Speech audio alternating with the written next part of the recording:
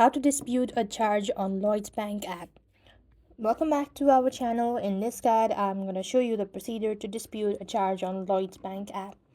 So what you want to do is, first thing first, log into your Lloyds Bank app. Once logged in, you want to go ahead and look for the transaction section where you want to go ahead and find the transaction that you wish to dispute. Just go ahead and select that transaction. Next, you will be able to find the section where it says help with this transaction.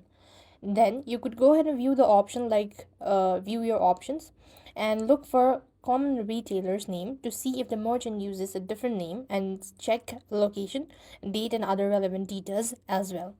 And if you do not if you still don't recognize it, you could select report this transactions or report transaction as a fraud if you believe you were scammed. Then you could just continue through the steps, confirming your details and selecting the transaction to include in your claim. And that's how you're going to dispute a charge on Lloyds Bank app.